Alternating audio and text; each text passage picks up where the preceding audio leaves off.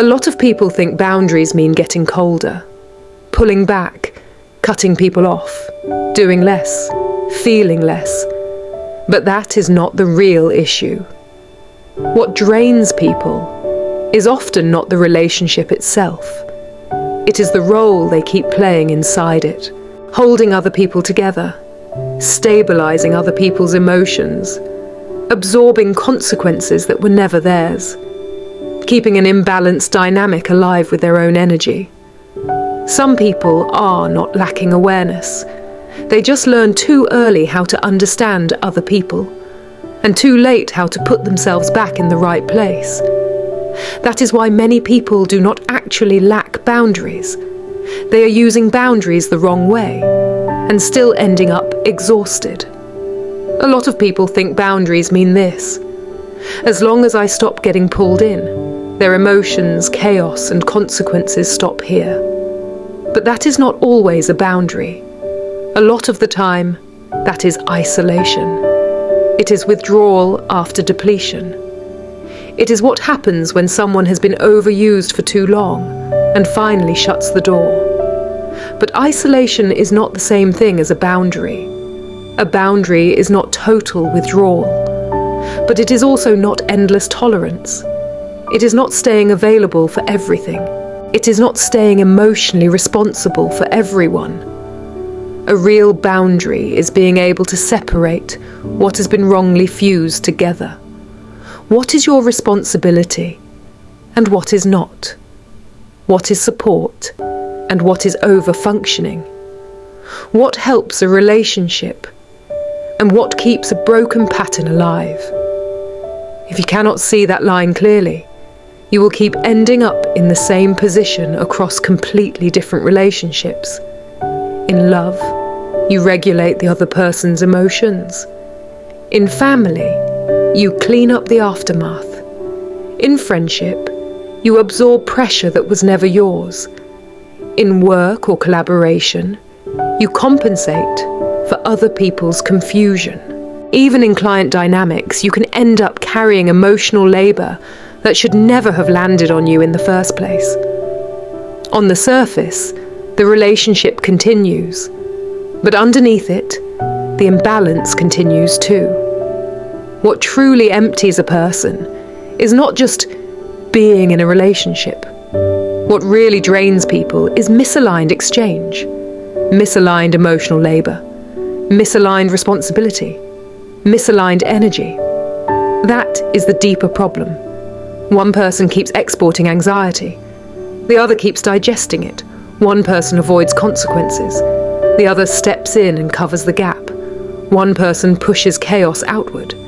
The other keeps pulling order back in. And over time, that becomes a structure. One person carries the instability. The other carries the maintenance. One person projects. The other absorbs. One person gets lighter. The other gets heavier. That is why some relationships feel exhausting even when there is no single dramatic event to point to, because the damage is not always in one moment. It is in the long-term misalignment that slowly becomes normal. You start feeling more tired, but cannot fully explain why. You become more alert, but still cannot fully step out. You know something is off, but keep telling yourself, maybe I just need to be more understanding. Maybe I should hold on a little longer.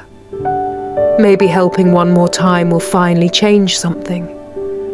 Until one day you realize you are not just relating to a person anymore. You are acting as support for an imbalanced system. That is the real core of many high-drain relationships. People fall into this role again and again, not because they are stupid, not because they are blind, and not because they care too much. They fall into it because they got used to understanding first, fixing first, holding first, absorbing first, before they ever learned how to return responsibility to where it belongs. So boundaries are not just about, should I still deal with this person? Should I leave? Should I stay?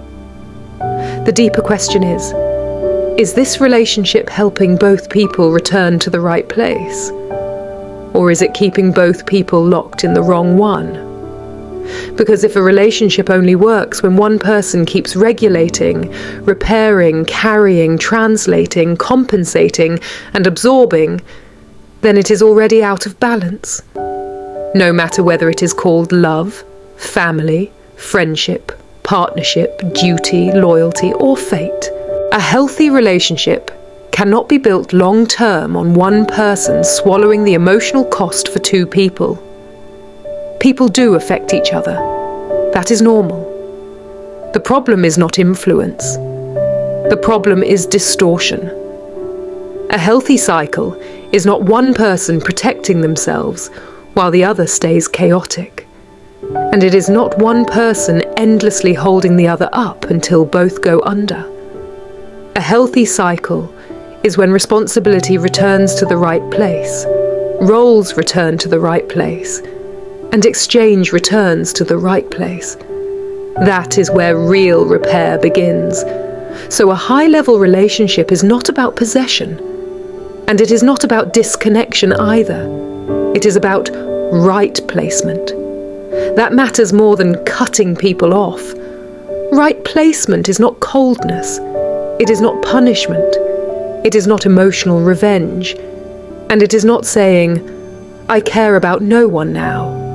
It means this: your responsibility goes back to you. Mine goes back to me. I may understand your emotions, but I do not process them for you forever. I may see your pain, but I do not complete your lessons for you. I may respect your consequences, but I do not keep cushioning them, so you never have to meet them yourself. That is not cruelty. That is clarity. That is how a relationship stops running on distortion. A mature boundary is not about pushing people away. It is about putting responsibility back where it belongs and taking your own place back. A relationship does not start improving when you keep enduring. It starts improving when you stop over-carrying, stop over-functioning, and stop filling in for imbalance. So for people who are quick to step in, quick to compensate, quick to absorb, quick to carry, the goal is not to become cold. The goal is to remember a few simple truths. You can understand someone without carrying what belongs to them. You can walk beside someone without giving up your own place. You can care about someone's pain without keeping an unstable system alive for them. And even more directly, stop digesting a life someone else refuses to face. Stop using your energy to keep an imbalanced relationship alive. A real boundary is not pushing people away. It is refusing to keep loving, helping, or maintaining something through distortion. And this is not just about romance. It happens in families, in friendships, in business, in teams, in work, in client relationships. This is not a wrong person problem only. It is a pattern problem. And changing the pattern is not just about leaving one relationship and entering another. Changing the pattern means you stop automatically returning to that old role. Whether a relationship continues is not always the most important question. The more important question is, can it stop moving forward through the same old pattern?